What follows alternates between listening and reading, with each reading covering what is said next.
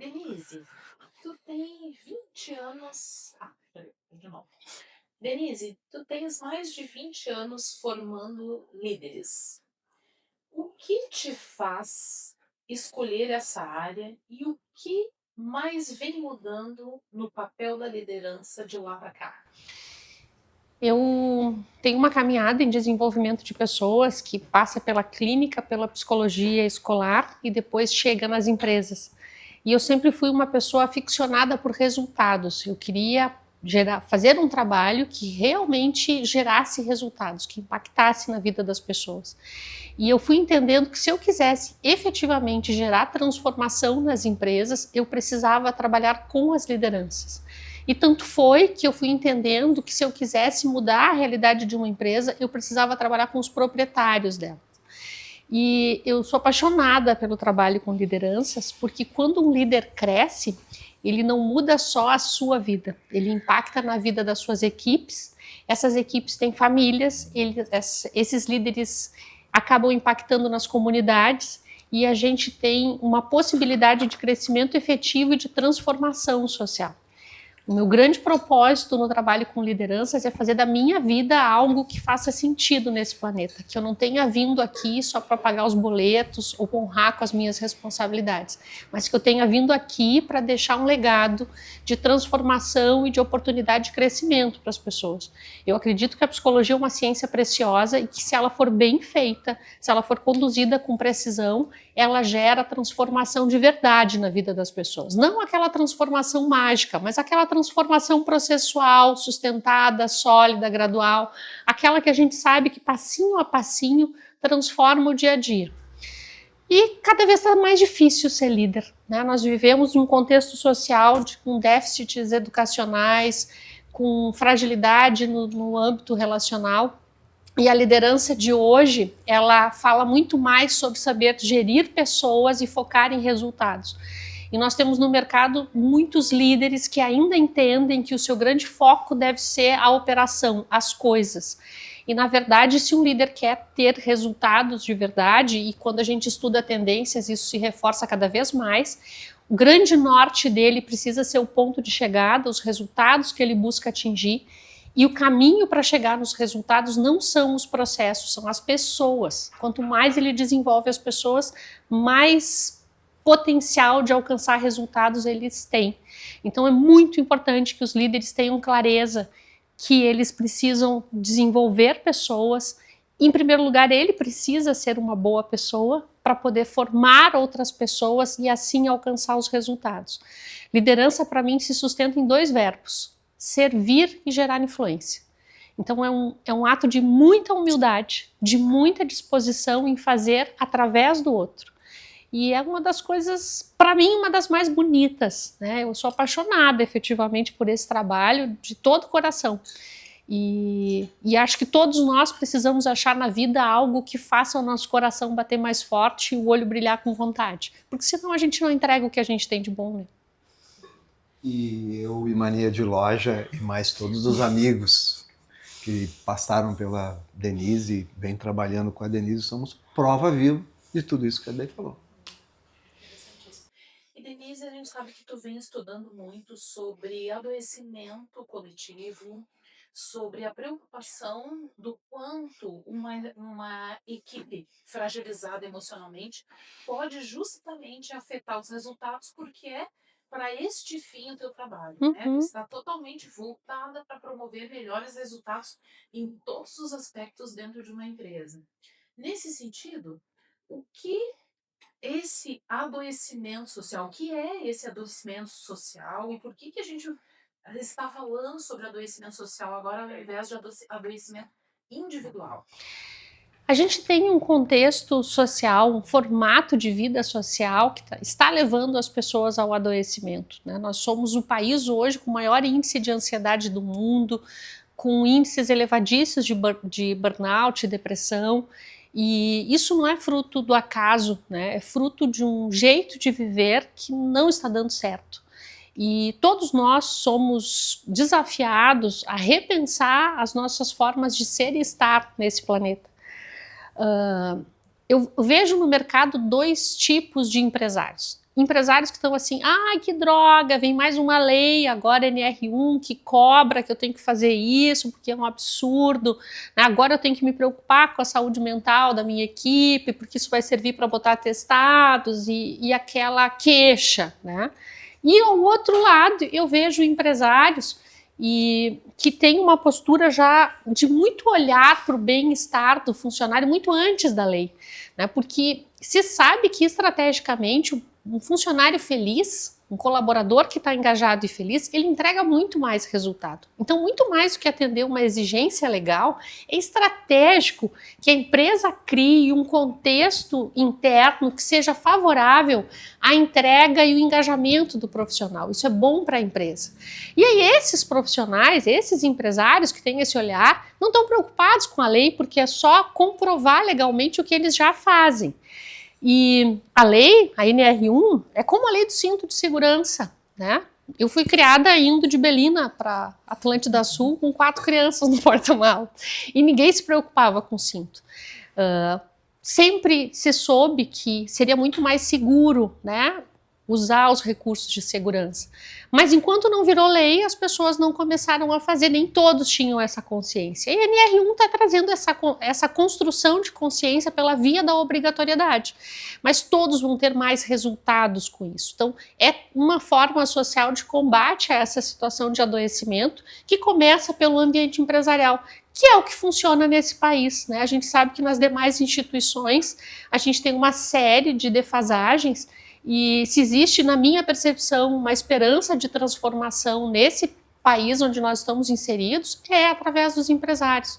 Empresários íntegros, que batalham, que correm atrás, que são seres humanos, que têm famílias, que abrem mão, às vezes, de viver determinadas situações para traduzir em realidade os sonhos que têm no coração e que transformam tantas vidas, né?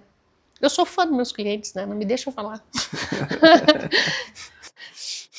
A lei, com quase 4 décadas como empresário e hoje uma referência em formatar estratégias para desenvolver empresas, eu queria te perguntar por que justamente a estratégia virou o teu foco central de estudo?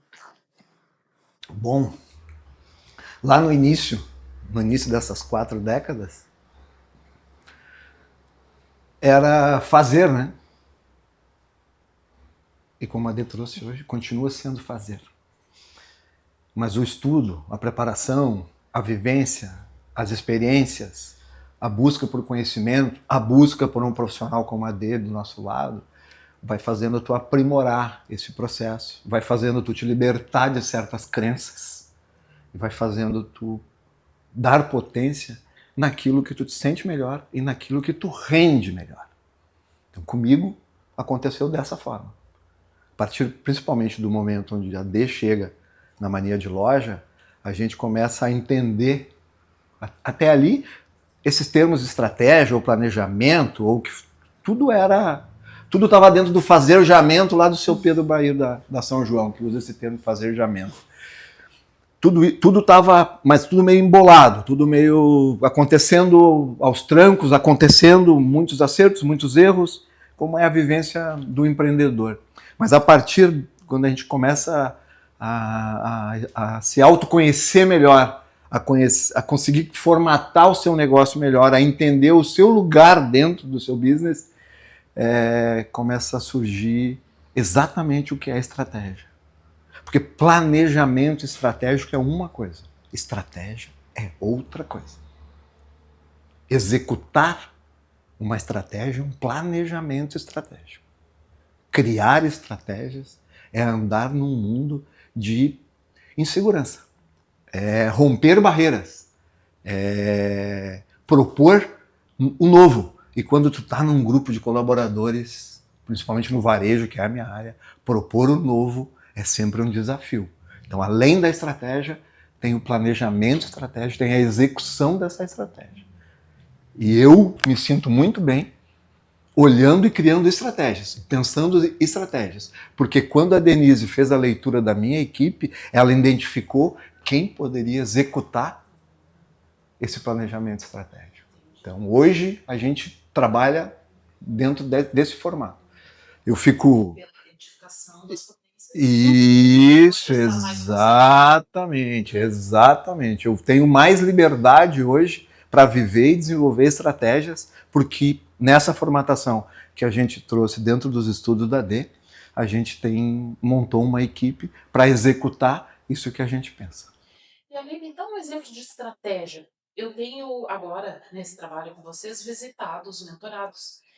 E ainda hoje pela manhã eles me diziam do quanto eles estão assustados, assim, em especial no comércio. E é uma área muito rica para ti, muito cara para ti, né? Porque tu te constituiu no comércio. Me dá um exemplo de estratégia que uma empresa, ou que um negócio, ou que um profissional liberal, hoje, em 2026, inserido no nosso país, Brasil, inserido nos desafios para ser empresário, ele não pode abrir mão, ele não pode negligenciar. Um exemplo de estratégia sempre é pontual. Estratégia tem digital. Cada um tem a sua.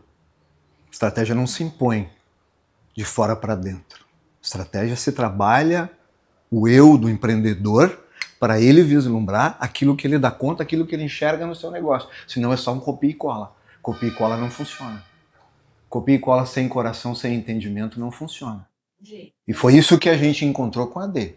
Quando a AD trouxe o conhecimento dela e ajustou as melancias, né, Dê? E colocou as pessoas certas nas posições certas, a estratégia fluiu. Porque eu me identifico com estratégia, eu me identifico com romper barreiras, eu me identifico com criar coisas novas. E vou trazer um exemplo agora. A gente propôs o que a gente está acontecendo na Mania essa semana. Agora, quentinho, que é a brincadeira do dado ali. E é um romper de barreiras. E por incrível que pareça, um dos primeiros entraves que surgiu logo na operação foi da própria equipe. Porque a equipe ficou insegura. A brincadeira do dado é tu faz a tua compra na Mania, quando tu chega no caixa, depois da tua compra tá resolvida já, tu já comprou, já fez o teu acerto, já pagou, já passou no cartão, no crediário, pagou à vista, enfim, como foi a tua condição de pagamento. Tu pega o copinho com o dado e joga, se der o 6, a conta é por nossa... Essa conta é anulada, ou esse dinheiro é devolvido, ou essa venda do cartão é estornada e tu leva o produto de graça. De graça. E isso é estratégia. Agora quem opera não é eu. Quem opera é a minha turma. Quem colocou em operação foi a minha equipe. Quem colocou em operação foi o Leco, foi a Arlete, foi a Ju no marketing, foi as meninas do caixa, foi a operação da venda, eles que estão colocando a operação. Mas a ideia da estratégia, ela nasceu lá dentro desse desenvolvimento da gente. E o nível de engajamento da equipe é tão alto que eles devem estar com medo de prejudicar a empresa, né? Eles ficaram em dúvidas.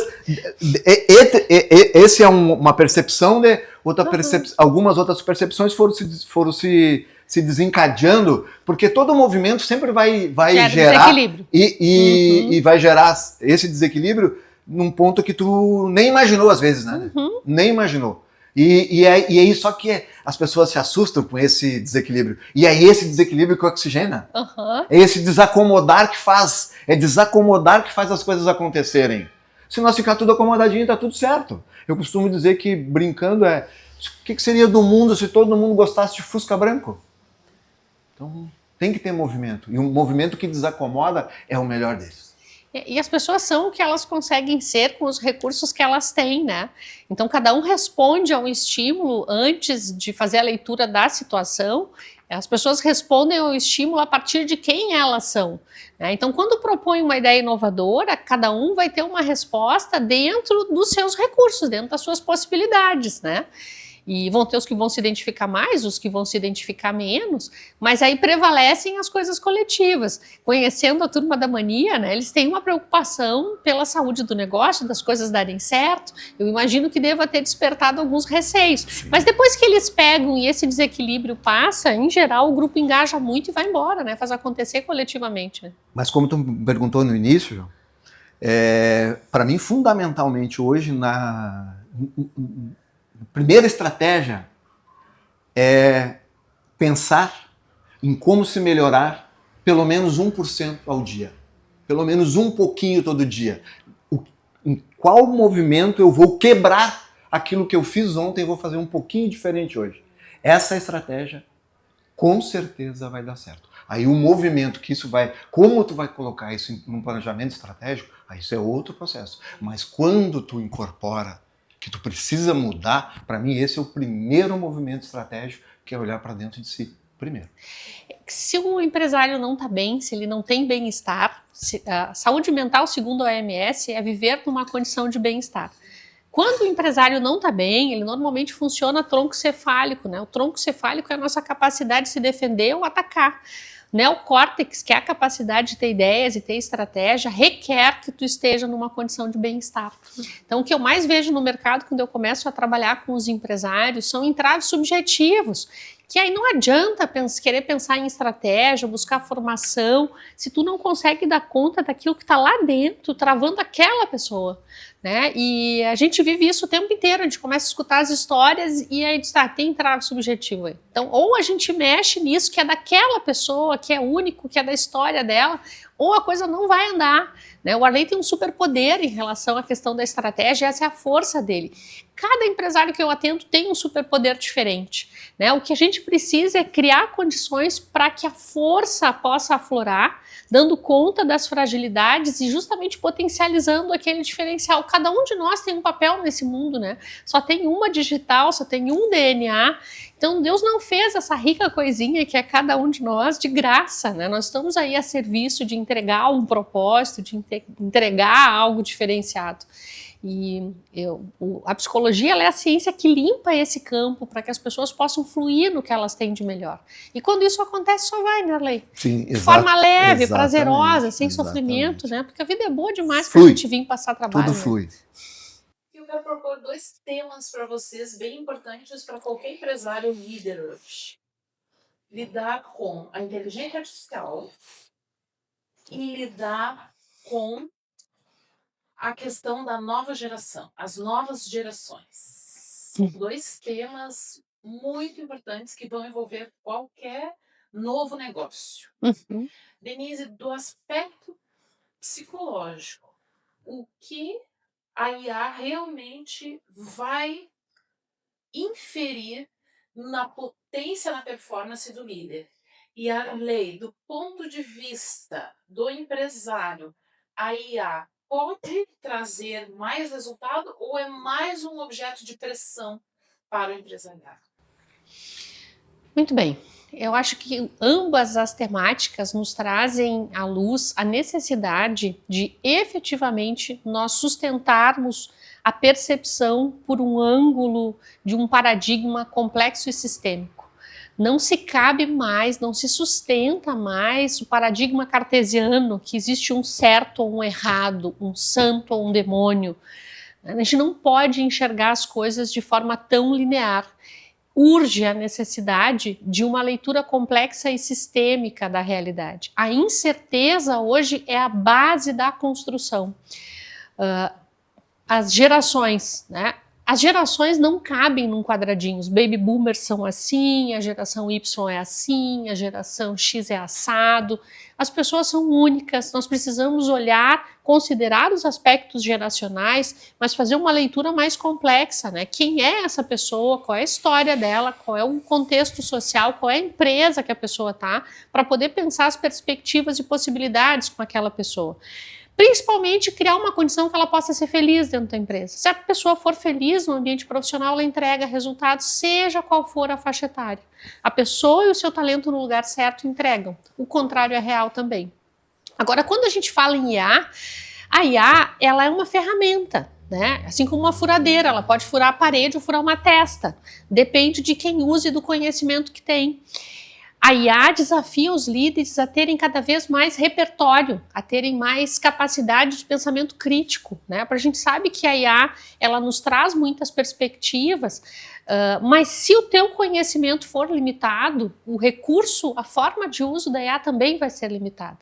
A IA serve, o Arley usou essa expressão e eu gostei, para perfumar, para dar um acabamento, para potencializar aquilo que tu tem. Agora, se tu não tiver recurso para pensamento crítico, a IA te empobrece ainda mais. Ela evidencia o quanto tu é limitado.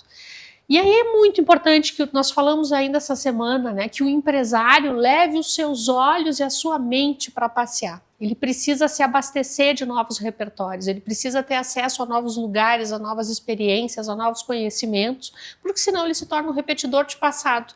E repetidor de passado não faz sobreviver negócio, né? Repetidor de passado leva o negócio a não existir mais. Crescer requer que tu traga o novo que faz sentido para ti, o novo que te faz sentir e o novo que te faz transformar.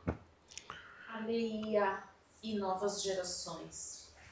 IA Desafio e ou novas gerações. oportunidade? Oportunidade. Grande oportunidade, ferramenta. IA é uma ferramenta. Como a Dê disse aí com maestria, a IA não vai transformar ninguém em gênio, mas vai transformar em quem tem condição e quem estudar a ter mais uma ferramenta para dar um passo além. Automaticamente ele dando um passo além, ele deixou bastante gente para trás. Então é ferramenta. É ferramenta. Há que se pensar a inteligência artificial como uma ferramenta tal qual a eletricidade chocou quando veio. Esses choques, tal qual o choque geracional, eles desacomodam. Eles trazem... Quem se adapta primeiro, surfa melhor. A máxima de quem chega na fonte para beber água primeiro, bebe água mais pura. Então, se preparando para a IA, usando como ferramenta, é uma oportunidade que vai transformar muitas vidas e vai transformar muita gente, mas tem que estar preparado. Porque o segredo da IA, na minha interpretação, como diz o meu amigo Herbert, minha opinião, é saber perguntar. E para saber perguntar tem que ter conteúdo. Conteúdo, que nem dizia um velho Gaudílio. Conteúdo. Quem tem conteúdo consegue perguntar melhor e usar essa ferramenta melhor. E como a gente já conversou, eu e a Dê, a IA é um perfume, ela pode te ajudar a aprimorar, a lapidar melhor o teu negócio, as tuas perspectivas, a trazer outro olhar mais ampliado, uma lente mais ampliada, como um microscópio, uma lente mais ampliada. Então a IA para mim é uma ferramenta, uma grande ferramenta que precisa ter conteúdo para fazer bom uso dela e se desenvolver nela, e quem tiver vai dar mais um degrau para cima no desenvolvimento. Quanto às novas gerações, esse choque geracional, para mim os choques geracionais sempre trazem conflitos. Nós somos uma geração que a minha televisão, a primeira televisão em casa era preto e branco e mudava o canal assim. E que não podia mudar lixeiro, senão estragava. Hoje, quem imagina isso? Quem é que teve controle, né? O controle está no telefone, o controle é de voz. O controle é de voz hoje. Então, essa geração já nasce digital. A nossa geração tem uma característica de ser analógica digital. A gente tem vantagens. Eles têm outras vantagens. Já são nativos digitais. E há que quem se adaptar melhor, quem fizer essa leitura e esse entendimento e esse respeito pelas pessoas, como a Dê disse, ser humano, pessoas com as suas características. O que será que os nossos pais diziam da gente quando a gente tinha 20 anos? E quem ler melhor esse momento e se adaptar e cuidar das pessoas com o respeito, vai ter colaboradores também. Vai ter equipe também, com as características deles. A dificuldade se dá é quando tu quer que essa equipe de nova geração tenha as tuas características. Não existe. A empresa, nesse momento, precisa se adaptar a isso, precisa entender as características da nova geração para que a equipe tenha. E se ele estiver trabalhando feliz, tem resultado, né? Tem resultado. É importante porque a lupa que vocês trazem nos ajuda a entender que as pessoas, o ser humano, não é insubstituível, porque se olhar superficialmente para o processo, a ideia é que a IA vai substituir, inclusive, os líderes. E aí, os estudos que tu tem feito, Denise, eles mostram ali claramente, inclusive um percentual muito alto, de que 99% das empresas pretendem investir em formação de liderança. E por que formar líder é tão importante, Denise? Eu acho que uma das coisas que eu queria resgatar até do que o Arley trouxe anteriormente, né, que tu perguntou, é desafio ou oportunidade? Essa leitura da realidade é chave para o empresário, porque nós vivemos num país de inúmeros desafios. Se tu quiser ter motivo para não avançar, tu tem. É carga tributária, é crise social, é crise econômica, questões geracionais, enfim, existem inúmeros motivos para te dizer não dá. Não vai que é fria. Cilada, Bino. Cilada. Mas o empresário é aquele que consegue olhar para a realidade e enxergar oportunidades. E esse empresário é o que está crescendo, né? O empresário que está olhando para a realidade está vendo, bom, ok, tem desafios, mas como eu construo? Onde estão as oportunidades? É muito comum eu conversar com empresários e posso dizer que isso me dá um ranço quando começa, pois é, tá muito difícil, né? Porque tu vê, porque eu não encontro pessoas, porque o contexto. Quando eu jogo para fora, né? E eu digo assim, eu me limito, considerando que existem entraves, eu acabo com a possibilidade de construir caminhos. Então, essa forma de perceber a realidade, de entender que sim, é difícil, mas que existem oportunidades, existem pessoas que estão conseguindo, e deixa eu entender por que caminhos é possível seguir, ela é chave para o empresário ter resultado. É porque, desculpa, Dê, mas é porque, assim, dentro desse trabalho das capacidades, né, eu vi esse termo essa semana e achei bem interessante, Dê. Capacidades, no plural. Também está envolvido mercado, né? Então, quando tu trabalha as capacidades e tu entende qual é a tua vibe nessas capacidades, tu consegue ler melhor o mercado. Quando tu consegue ler melhor o mercado, tu consegue te adaptar. E não só ficar reclamando ao mercado, né? Ou posicionamento, isso. Tu precisa fazer esse entendimento através da leitura das capacidades. E o empresário precisa acreditar nele. Sim, ele precisa acreditar que ele consegue. Sim. Né? Então, os aspectos de autoestima e segurança, eles são base.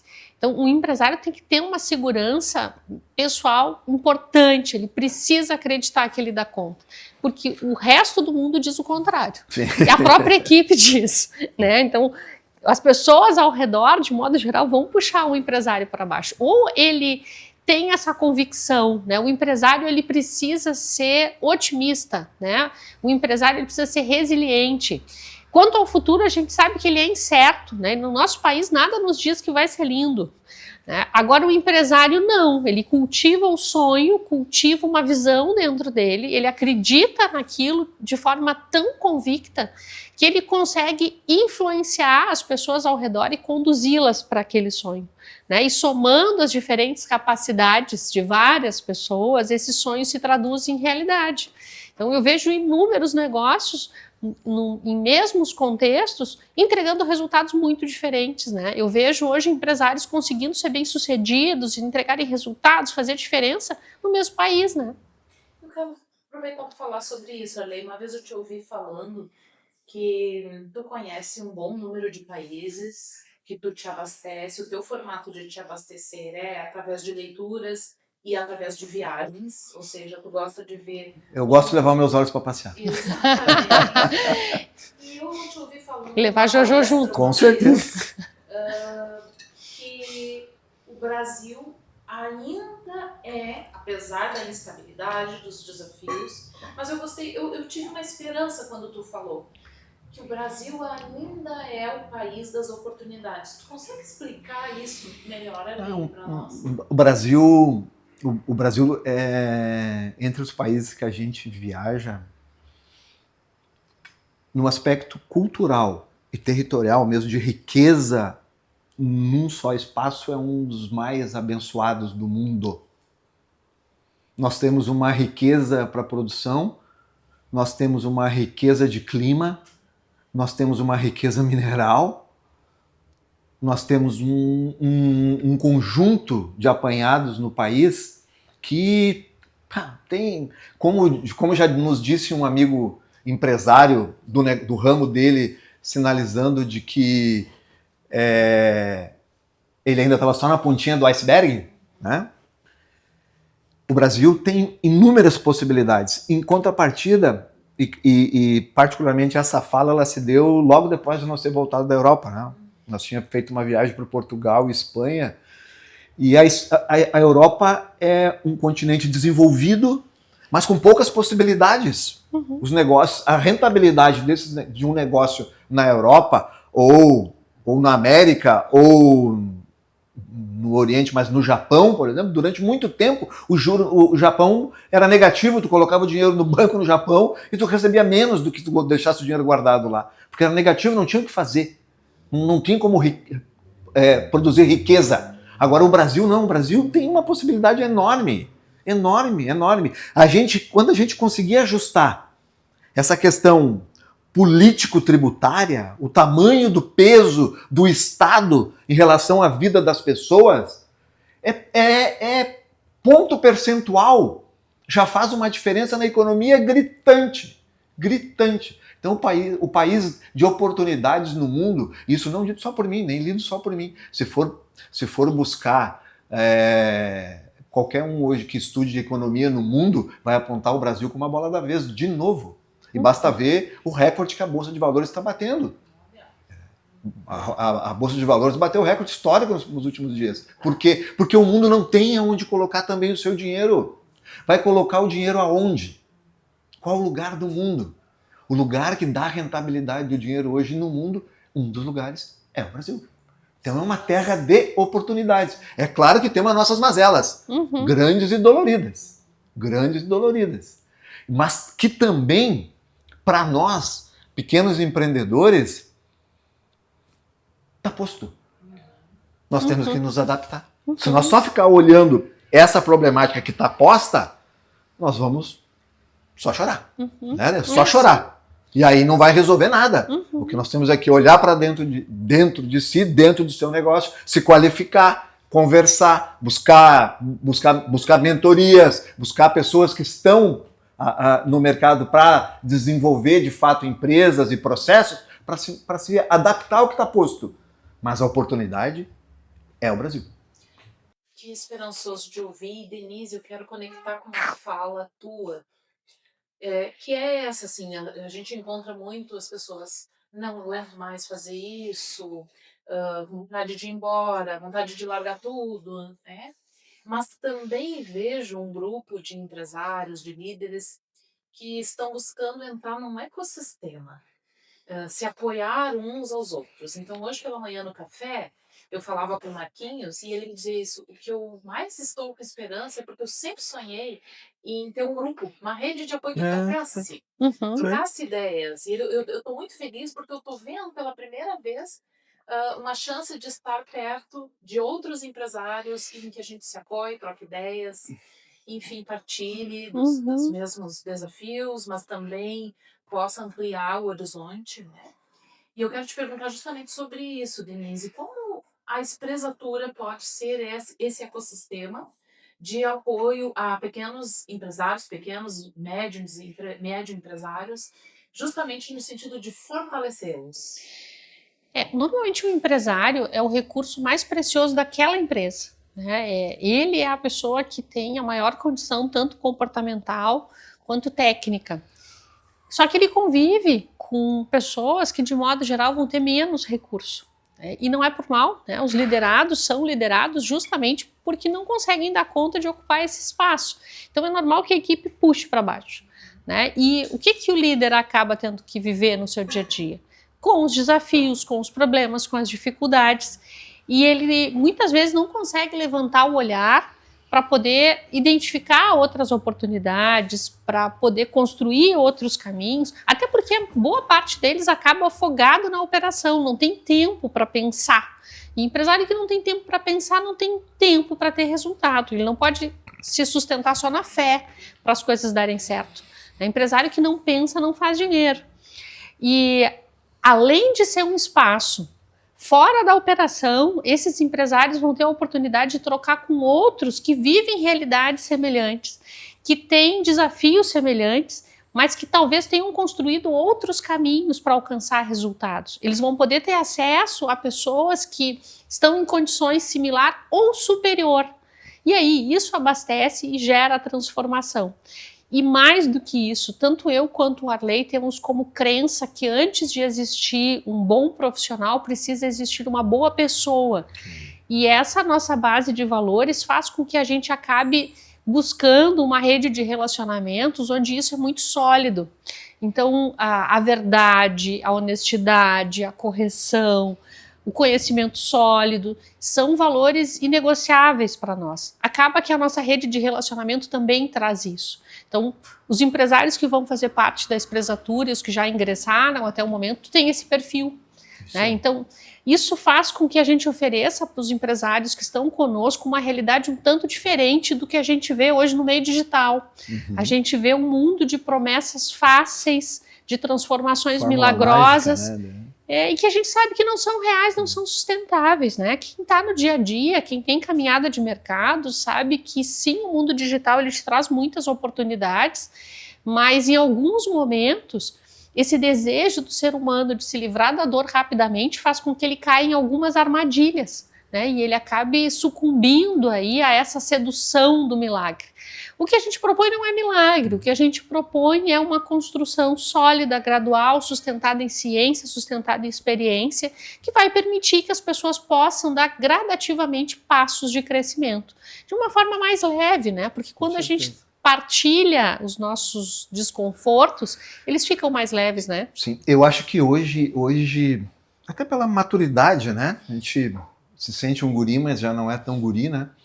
E tu percebe que empresários e empreendedores nessa faixa etária já entenderam de que o governo não vai mudar, as coisas não vão acontecer do dia para a noite, e que tá nele buscar se melhorar, e para se melhorar a troca ela é fundamental, né? Essa partilha com os pares de verdade, ela enriquece, ela cresce, essa busca por mentor, por alguém que está ali te refinando a tua lente, limpando às vezes a tua lente para tu enxergar com clareza, né? É fundamental nesse momento de maturidade, né? E eu percebo, tal qual o Marquinhos, ontem numa outra troca com um amigo, eu achei muito interessante um comentário que ele fez comigo, que ele trouxe a seguinte informação. Ele participava de um grupo de esporte e ele percebeu que esse grupo de esporte só falava amenidades e falava coisas que não enriqueciam ele. E eu mudei de grupo. Eu busquei um grupo onde pudesse me enriquecer. E ele é um empreendedor também, que vem em busca de cada vez se melhorar mais como empreendedor e como pessoa. Então eu percebo, aí tu vai visitar o Marquinhos e encontra isso. Eu venho de uma conversa com uma outra empreendedora agora com a mesma busca. E o que essas pessoas querem? Verdade. Encontrar um grupo de pessoas que conversem e falem sobre verdade, sobre as suas dores de verdade. E entender de que o governo, de que o que está posto no mercado, nós não vamos mudar. Nós temos aqui trabalhar nossas qualidades para obter os melhores resultados com aquilo que está posto, da forma que está posto.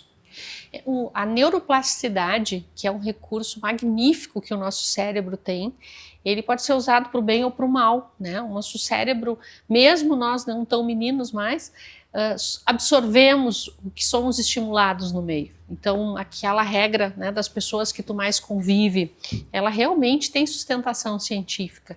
E mais do que isso, o que o teu cérebro é exposto? Ele é exposto a que tipo de estímulo, né? Não que tu vai virar um robô, que tu só tenha que trabalhar com dimensão produtiva, mas expor o teu cérebro à arte, à ciência, à tecnologia, à música, expor o teu cérebro a bons estímulos faz com que tu consiga produzir insights e entregar resultados de forma muito superior. Tem uma ciência que se chama metacognição, que eu tenho feito alguns estudos, que fala sobre a capacidade de pensar sobre o que pensamos. Então, de monitorar os nossos pensamentos. O que tem ocupado a nossa mente nos últimos tempos? Eu tenho pensado no quê? E poder gerenciar os nossos pensamentos é base para a produção de transformação. Nós temos essa habilidade, né? Eu falei em pensar sobre pensar, todo mundo deve ter. O que eu ando pensando? Olhem isso, né? E é muito importante que a gente possa ser exposto a bons estímulos. Perfeito. Eu queria... Tem mais alguma pergunta? Não, eu vou finalizar. Eu queria propor que a gente cada um indicasse um livro. Perfeito. Para a gente finalizar o podcast indicando um livro. Kelly, tu me faz uma gentileza, me alcança o meu telefone, por gentileza? Muito obrigado. Pode falar. Então, eu vou finalizar agora perguntando justamente isso para vocês. Se vocês pudessem dar um conselho para o empreendedor, o empresário, o líder brasileiro, neste momento, sobre a perspectiva e o viés de atuação da espresatura. Como ele pode se desenvolver com consistência, com uma estratégia clara e liderança forte a partir dos fundamentos trabalhados pela espresatura. O nosso ponto de partida é entender a riqueza que cada ser humano possui. Então, nós não temos uma fórmula para dizer faça isso, faça aquilo que vai dar certo. Nós precisamos entender quem é esse empresário, quais são os superpoderes dele, quais são os desafios que ele tem e construir um futuro brilhante para aquela pessoa, porque o que serve para mim não necessariamente serve para o outro, porque o que faz com que uma pessoa tenha resultado não é o que faz o outro ter resultado. Claro que existem comportamentos que são chave, disciplina, persistência, constância, mas isso só acontece se a gente consegue criar uma realidade que também facilite isso. O empresário que nos procura, ele não nos procura porque ele só quer buscar uma formação. Quem nos procura quer uma transformação de verdade e ele não conseguiu sozinho. Se ele conseguisse, ele não estava nos procurando. Então nós precisamos ajudar a tirar os entraves e auxiliá-lo a avançar. Esse é o primeiro ponto. Identificar as forças, as fraquezas e o que serve para aquele lugar. Esse direcionamento estratégico é o ponto de partida. O segundo ponto, vamos abastecer essa pessoa de conhecimentos, de direcionamentos, de oportunidades de troca que possam contribuir para que esse plano, esse desenho, esse futuro que foi construído se traduza em realidade. Mais do que isso, vamos abastecer essas pessoas de afeto, de amor, de troca, de proximidade e vamos gradativamente transformando o mundo pela soma dos diferentes talentos. Porque afinal, se a gente não veio nesse mundo para deixar o bem, para fazer a diferença na vida das pessoas, há de se valer essa vida para quê? Depois, a D definiu já muito bem aí o que é o nosso propósito e eu só queria deixar uma questão. Por quê? Se pergunte por quê.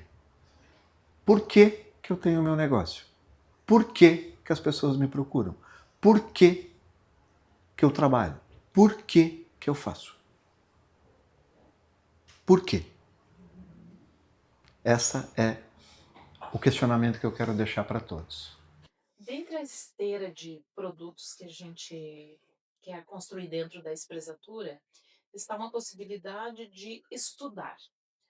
Não é um clube de leitura, mas é ampliar repertórios para sustentar decisões. Daí, então, a possibilidade de ler com os empresários e interpretar e aplicar conceitos de livros. Para começar, Denise, que livro tu deixaria indicado neste nosso bate-papo? Comece pelo porquê Simon Sinek. A lei. Que livro tu quer indicar? A arte de fazer perguntas transformadoras. Nossa Senhora. Mas eu proponho o clube, o clube do livro da espresatura. Eu quero que a gente coloque isso em pauta e que a gente transforme isso em realidade. Eu acho que é um momento muito importante. Eu me constituí da leitura e a leitura me fizeram viajar. Enquanto eu não tinha condições financeiras de viajar fisicamente, eu viajei na minha criatividade e isso me desenvolveu. Então eu proponho um clube do livro da espresatura. E esse clube do livro não vai se sustentar só na leitura. A gente tem muitos empresários que são hiperativos, porque o empresário tem um tipo de loucura diferente, né? Tem muitos que são hiperativos e que não vão conseguir parar para ler. Que a gente se identifica, né? Exatamente. Eu digo que cada um tem o psicólogo que merece e eu sou a psicóloga dos empresários. Então, podcasts, vídeos, documentários, séries de boa qualidade que tragam bons estímulos também vão ser utilizados para essa turma que não é de parar para ler. Perfeito. Gente, muito obrigada. Sempre muito bom conversar com dois mentores como vocês. É sempre uma aula encantador. Eu começo aqui formal e termino informal, tão mergulhada assim, realmente naquilo que vocês trazem para nós, uma profundidade tão grande. Vocês são uma possibilidade de lupa para enxergar o mundo de uma forma mais clara, leve, feliz e próspera, porque eu entendo que toda pessoa quer dar certo na vida. Com Muito obrigada. certeza. Gratidão. Gratidão. Uhul! Gente, cada vez melhor. Não, olha só, se a vida for fazer isso